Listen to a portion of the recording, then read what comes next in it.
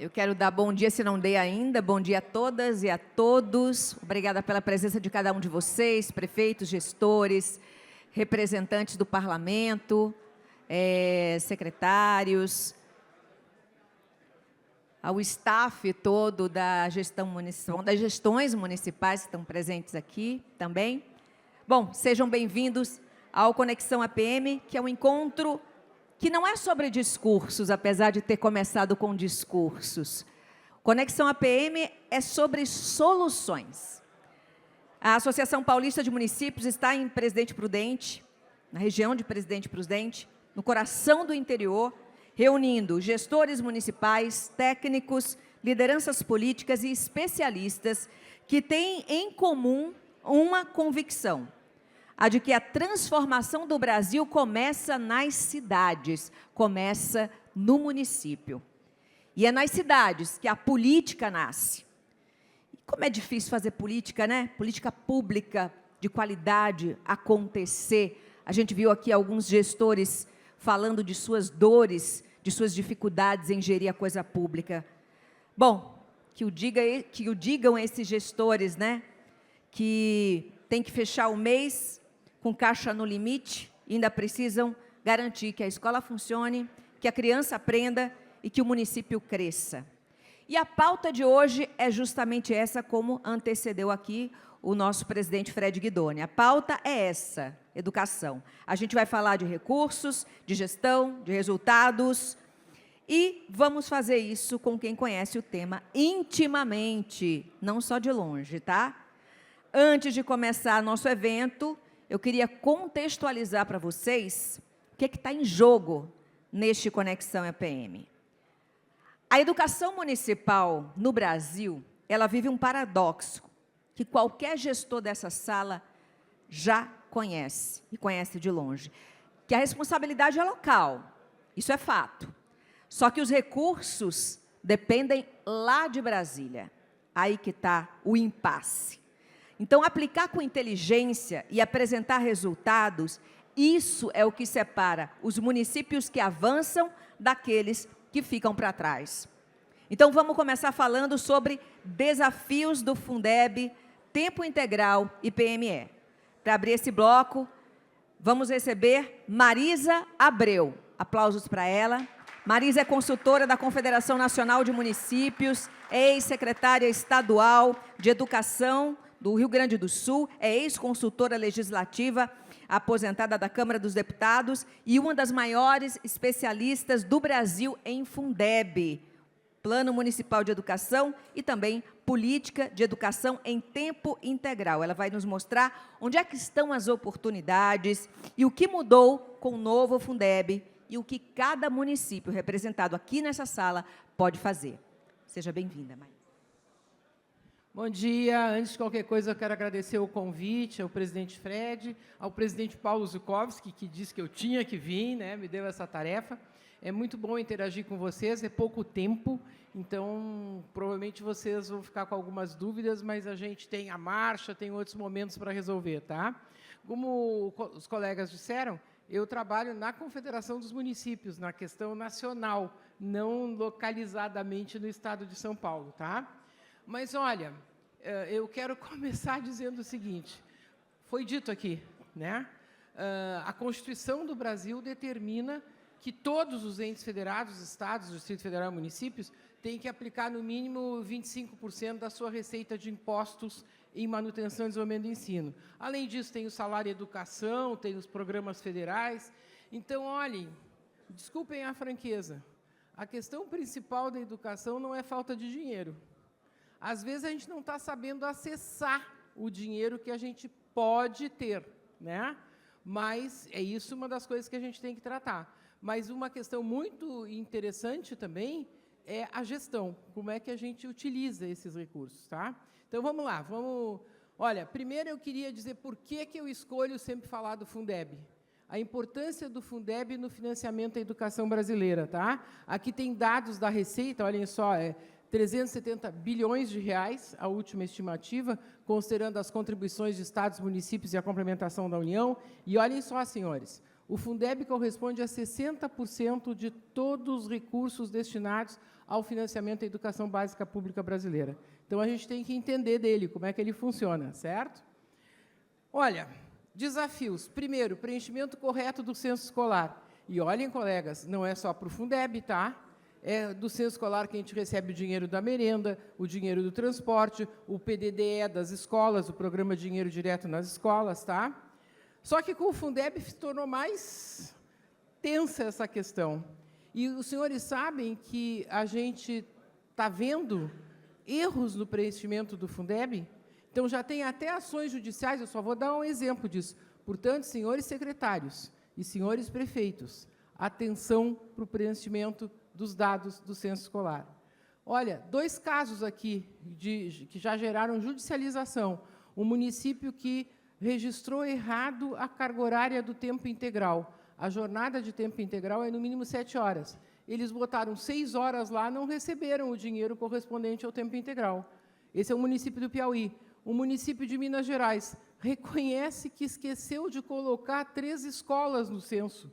Então, ficou com aquele número de alunos a menos, recebendo menos dinheiro do Fundeb, menos dinheiro da merenda, etc. e tal. Então, primeira questão, isso é como acessar adequadamente o dinheiro, né? Vocês têm direito ao dinheiro pela matrícula da rede. Se preencherem errado, podem estar perdendo o dinheiro que têm direito, né?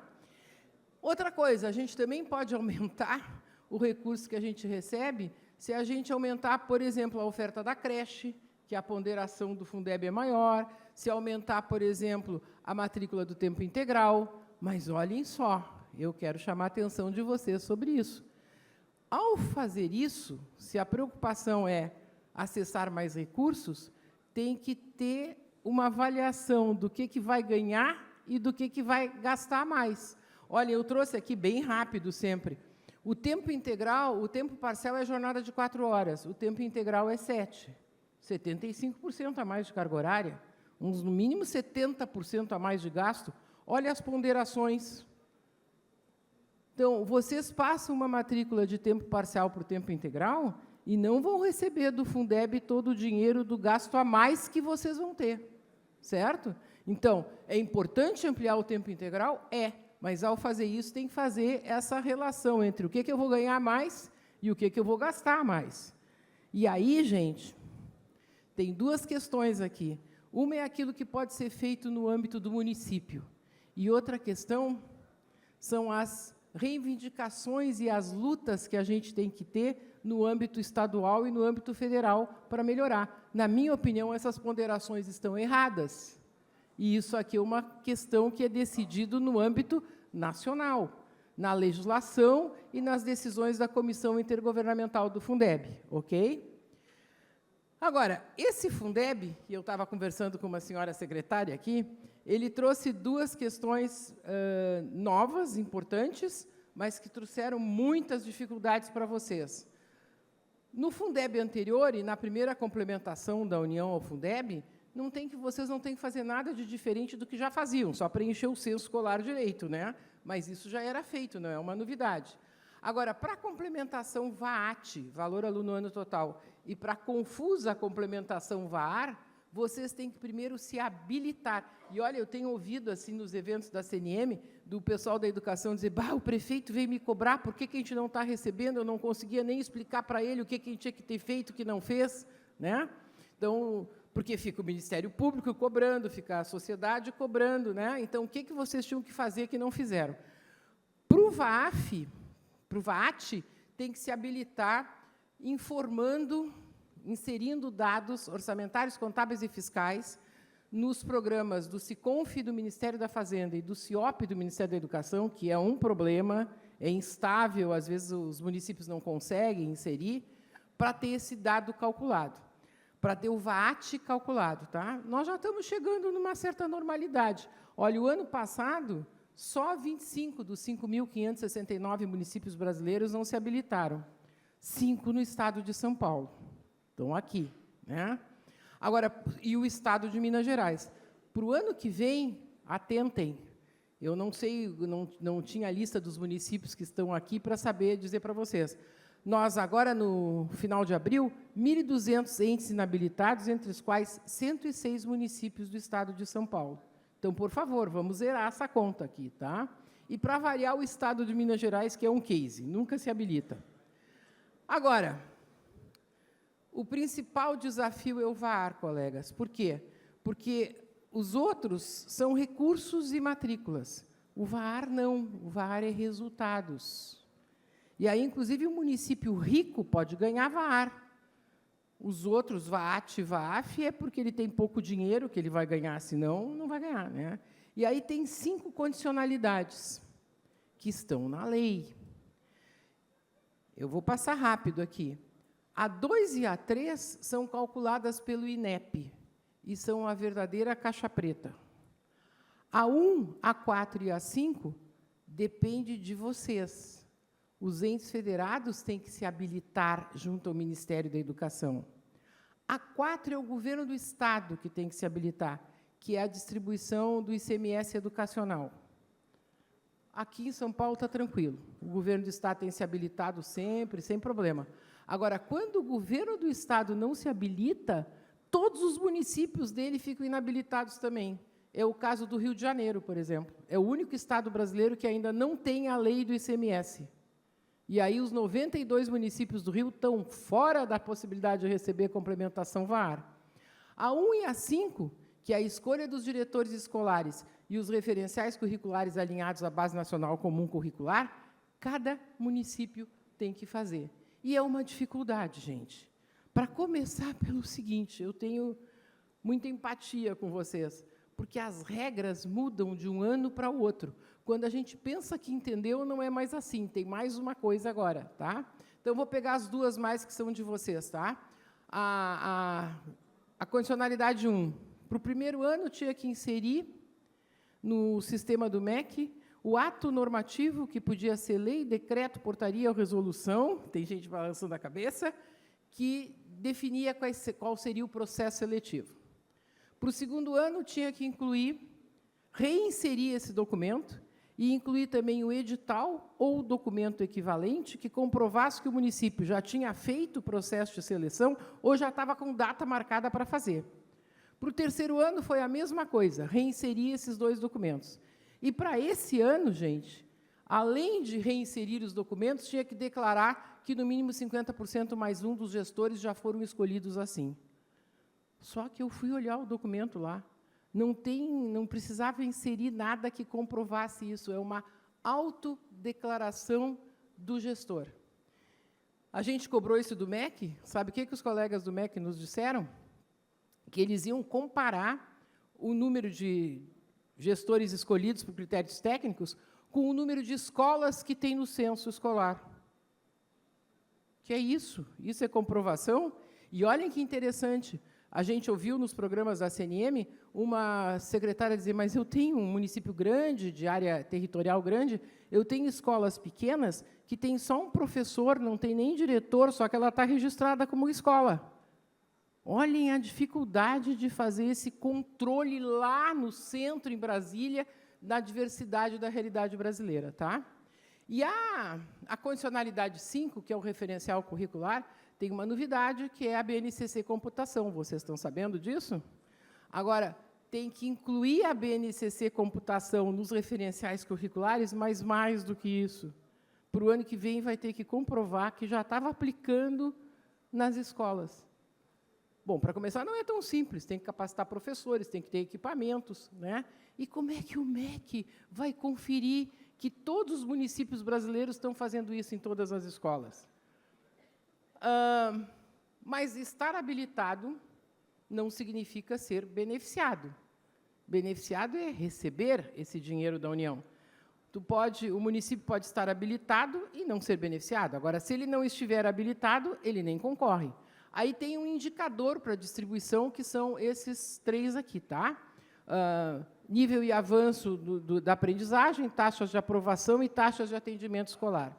Eu acho essa taxa de atendimento escolar muito legal, porque o IDEB não considera quem está fora da escola.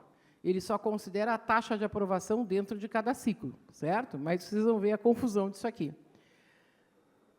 Como eu disse para vocês, tem desafios que cabem a vocês.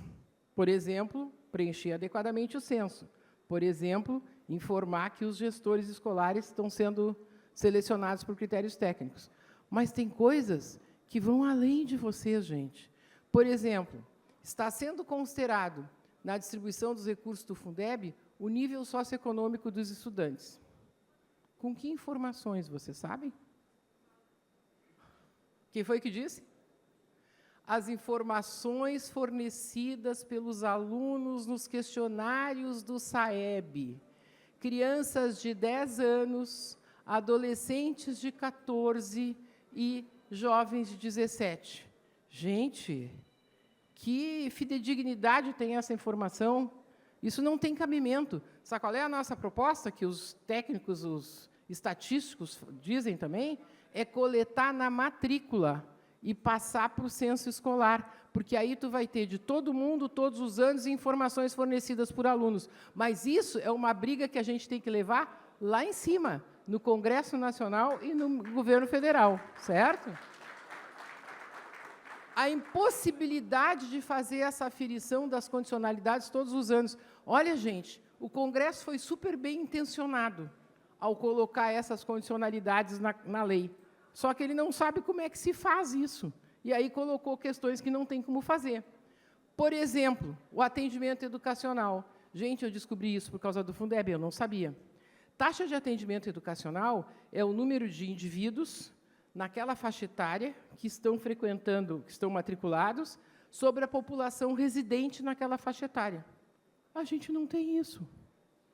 A gente só tem a população residente por faixa etária, ou seja, 0 a 3 anos, 4 e 5 anos, 6 a 14, 15 a 17, para o conjunto do Brasil, no censo demográfico, que, em princípio, é de 10 em 10 anos. Nas PNADs contínuas que o IBGE faz entre os censos anuais, as PNADs anuais, só tem a projeção da população por faixa etária para o Brasil, para as macro-regiões, para os estados e para as capitais. Ou seja, não tem para todos os 5.569 municípios. Então, vejam só, o Congresso colocou uma questão super interessante na lei, só que, tecnicamente, não tem como fazer. Então, uma das duas, ou a gente constrói as condições técnicas de fazer isso junto ao IBGE, ou a gente tem que mudar a lei, porque a lei não está sendo cumprida, porque não tem, tecnicamente, como cumprir. E a redução das desigualdades educacionais, colegas, na minha opinião, é uma questão muito importante, mas ela está considerada duas vezes, porque ela está considerada na condicionalidade e depois no VAR aprendizagem, nos resultados. E, na minha opinião, ela é resultado. O que é condicionalidade seria exercer funções redistributivas que tenham como objetivo reduzir as desigualdades. Agora, olhem por que eu estou trazendo esse monte de problema. Mais do que solução, estou trazendo problemas. Porque a própria emenda constitucional previu a sua revisão neste ano. Obviamente, ela não vai acontecer esse ano com a eleição polarizada que a gente tem, mas, em algum momento, vai ter que acontecer. E é possível acontecer alguma atualização da lei esse ano, pós-eleição, né? E nós precisamos participar, colegas, nós, municípios. Vocês que estão vivenciando essas dificuldades todas lá na ponta, é que têm que participar desse debate, e a gente ter, via associações estaduais como a APM, via CNM, propostas dos municípios junto ao Congresso e ao Executivo Nacional. Tá? Exemplos de ações redistributivas. Mais recursos para as escolas que têm alunos com nível socioeconômico mais baixo. Docentes com melhor desempenho alocados em escolas com menores resultados de aprendizagem. Talvez tenha até que ter incentivo fiscal, uma gratificação para o professor concordar em ir para a escola, né, na periferia, com menores resultados. Tá? Maior carga horária de suporte pedagógico às escolas que têm alunos com menos resultados educacionais. Isso está na mão de vocês. Discutir esse tipo de iniciativa em cada município brasileiro se pode fazer. Só que, às vezes, tem município que tem uma escola, né? Tem 2 ou 3, não é fácil. Né? Olhem a realidade do Fundeb no estado de São Paulo esse ano. Com a segunda estimativa, O VAF mínimo nacional é 5.954, de São Paulo é 6.561. Nem o Estado, nem seus municípios têm essa complementação. O governo do Estado está habilitado, mas não é beneficiado no VAT. E, para o VAR, está inabilitado na redução de desigualdades, a rede estadual de São Paulo. Tá? E olhem os municípios. Como eu já tinha dito, só 5 inabilitados para o VAT, mas dos 640 habilitados, 57 beneficiados. Na realidade, esse dinheiro está muito mais concentrado no Nordeste, no Norte, onde há muito menos recursos próprios, certo? E olha o VAR, aqui é que é feio, Só 198 habilitados, 444 não habilitados para o VAR no Estado de São Paulo. Isso está na mão de vocês, gente. Né? E dos habilitados, só um não beneficiado. Aqui eu sou muito malvada, viu? Uma comparação entre São Paulo e o Maranhão. Por quê? Porque o São Paulo é o segundo PIB per capita do Brasil, só fica atrás do Distrito Federal. E o Maranhão é o menor PIB per capita do Brasil. Olhem só essa questão. O número de municípios habilitados e inabilitados, beneficiados e não beneficiados entre o Maranhão e São Paulo. Mas o que me chamou muito a atenção foi isso aqui. Dos inabilitados no Maranhão, só 2 pela condicionalidade 1. E, em São Paulo, 71 pela condicionalidade 1 e 15 pela condicionalidade 1 e 5. Por que eu estou destacando isso aqui? Porque isso aqui eram vocês que tinham que ter feito. Quando o município, ou como a rede estadual, está inabilitada na condicionalidade 3, foi calculado pelo INEP, a gente nem sabe, com aqueles dados do censo do SAEB. Mas aqui, vocês me desculpem a frase, eu digo, é bobeira do município. Ele podia ter feito. Né? Estar inabilitado só nessas condicionalidades é um equívoco, é uma questão de gestão que a gente tem que corrigir. Tá? Agora, isso aqui, eu até estava conversando com um colega aqui, me chama muita atenção. Tá? Como é que São Paulo, sendo o segundo PIB per capita no Brasil, está em 14º lugar aqui, no valor aluno-ano do Fundeb. E no valor aluno-ano total da rede estadual está em 16º. Nós temos que explicar isso aqui. Esse valor mínimo nacional, colegas, é dos anos iniciais do ensino fundamental urbano, jornada parcial. Aí a minha hipótese, São Paulo deve ter mais creche do que a média brasileira. E é verdade. A média brasileira é 41%, no estado de São Paulo é 57% das crianças de 0 a 3 anos. Na cidade de São Paulo é 70%. Né? E, provavelmente, minhas hipóteses, São Paulo deve ter mais ensino médio integrado à educação técnico-profissional. Tem o Centro Paula Souza, que faz parcerias com as escolas estaduais. Né? Então, aumenta essas matrículas com ponderações maiores, o valor dos anos iniciais do ensino fundamental urbano fica menor. Mas isso não é uma coisa ruim, é uma coisa boa. Ter mais creche, ter mais ensino técnico profissionalizante é um dado positivo, ok? E aí, o último assunto. Essa confusão do tempo integral. Vocês estão vivenciando isso? A obrigatoriedade de aplicar, no mínimo, 4% das receitas do total do Fundeb em cada ente federado no Brasil, não é no financiamento das matrículas que já existem, é na criação de novas matrículas do tempo integral. Tá? Aí tem a emenda constitucional, tem uma resolução do MEC e saiu um guia de orientação. Vocês sabem que vocês têm até final de junho para fazer o plano de expansão das matrículas do tempo integral nos municípios de vocês? Até final de junho? Olha que desafio. E diretrizes, é 4% de todo o recurso do Fundeb, incluindo as complementações, tá?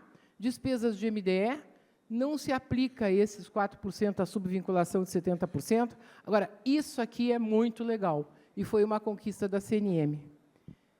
Esses recursos podem ser aplicados em despesas de capital, para criar condições de matrículas novas o ano que vem. Entenderam? Vocês podem estar construindo uma escola, ou estar reformando uma escola, ou estar colocando mais salas de laboratório numa escola, para ter mais matrículas de tempo integral no ano que vem. A gente pediu para o MEC que ele caracterizasse o que significava criar novas matrículas. E ele fez essa expansão do conceito. Tá? E aqui, ó, gente, essas matrículas vão ser monitoradas pelo censo. Último slide. Estou terminando meu tempo ali, né? Como é que a gente vai saber quantas matrículas têm que ser criadas em cada ente federado? O MEC vai pactuar com vocês o número de... Primeiro é o MEC se metendo na vida alheia, né? Vai pactuar com vocês o número de matrículas que vocês têm que criar. Com base em que dado? Aí, a lei do PNE, colegas, dispõe que o INEP tem 180 dias, e a lei já passou 30, porque a lei foi publicada no dia 15 de maio, hoje é dia... 15 de abril, hoje é dia 14, amanhã faz um mês. Dos 180 dias, 30 já passaram, tá? Que ele tem que projetar as metas nacionais por entes federados. Eu achei isso aqui muito legal, porque a meta da creche, que é 60%, e a meta do tempo integral, que é 50% das escolas públicas e 30% dos alunos, não é igual para todo mundo. Eu sempre dou o exemplo do estado de São Paulo. A capital tem 12 milhões de habitantes. Só tem menos habitantes do que 4 estados do Brasil. Tem mais habitantes do que o meu estado, do que o Rio Grande do Sul. Em compensação, existe no estado de São Paulo o município de Borá, que tem 900 e poucos habitantes. Vocês acham que a necessidade de creche é a mesma? Claro que não é. Então, tem que modular essa meta para cada ente federado, mas de tal forma que todos nós estejamos contribuindo para que o Brasil chegue aos 60% da creche, aos 50% das escolas. Só que nós não podemos deixar o INEP fazer isso sozinho, tá? Nós temos que ser ouvidos. Nós, municípios brasileiros, temos que ser ouvidos, tá? Então, olha só. E, ao mesmo tempo, colegas, a lei do PNE dá prazo de 15 meses, e já se passou um, para vocês elaborarem os planos municipais de educação. Então, o que a CNM disse? E mandou um ofício, que está nesse QR Code, que o INEP tem que urgentemente fazer essa modulação das metas, ouvindo os municípios, para que vocês possam fazer os planos de expansão das matrículas em tempo integral e o Plano Municipal de Educação do município de vocês. Muito obrigada.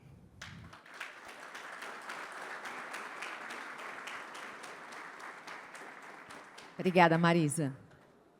Gente, antes de chamar nossa próxima palestrante, queria dar 2 avisos aqui, que amanhã, ao meio-dia, tem um almoço com o ministro Luiz Marinho em Taciba, tá?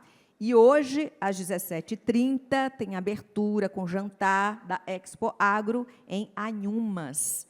Também queria deixar aqui registrada a presença da Marta Patrícia Stones da Costa, prefeita de IEP. Seja muito bem-vinda, prefeita. Também temos aqui o Reginaldo Nadinho, ex-prefeito de Presidente Bernardes, não é isso? Isso, de Presidente Bernardes. Representando ele, o deputado Fernando Marangoni, desculpa. A letra não está muito... Miguel Francisco, representando o ex-secretário Guilherme Piaí, é isso? Piaí. E é isso, Vera Lúcia, a prefeita de Oswaldo Cruz, que falou com a gente aqui, falou muito bem na abertura, que também está presente.